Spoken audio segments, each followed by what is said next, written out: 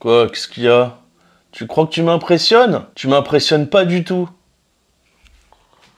Quoi, il est si impressionnant que ça? Ouais, peut-être.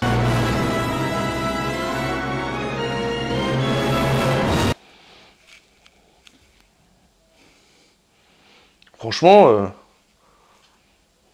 à peu près pareil, non?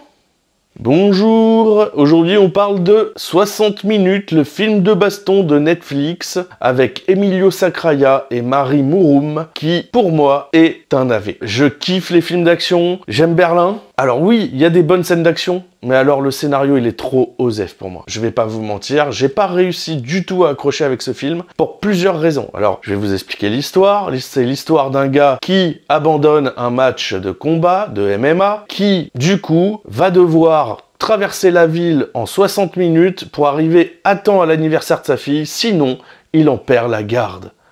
Waouh, c'est un scénario complètement osef, non? Comme s'il savait pas que c'était son anniversaire avant. Enfin, il le découvre là, c'est ça le problème. Il va pas à l'anniversaire de sa fille pour être avec sa fille, il va à l'anniversaire de sa fille parce que sinon il en perd la garde. Enfin, ils auraient pu à la limite le rendre intéressant s'ils avaient un peu joué avec ça sur... Mais franchement, c'est mauvais. C'est vraiment juste un prétexte pour pouvoir le faire courir. Mais ça marche pas du tout pour moi. J'ai pas réussi à rentrer dedans. Et du coup, il se retrouve confronté à des mafieux qui veulent le rattraper parce qu'il a pas été au combat. Enfin bon, bref, c'est un peu tiré par les cheveux. Il y a des scènes d'action qui sont potables, qui sont pas mal. Le gars est un vrai karatéka, d'après ce que j'ai compris, et il a dû faire un peu de combat de MMA. Il a les oreilles en chou-fleur, donc j'imagine que c'est comme ça qu'on a les oreilles dans cet état. D'ailleurs, petit conseil gratuit, si vous voulez conserver des oreilles aussi belles que les miennes, ne pratiquez pas ce sport de combat. Voilà, c'est une solution.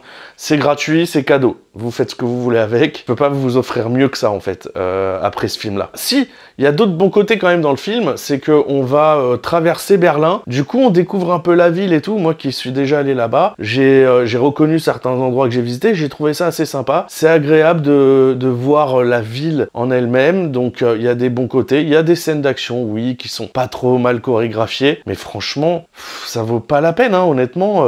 Ça m'a pas fait kiffer. Et il y a pas assez d'enjeux, en fait. Moi, j'ai besoin d'avoir des enjeux pour me sentir hypé par le film, pour me sentir entraîné avec le...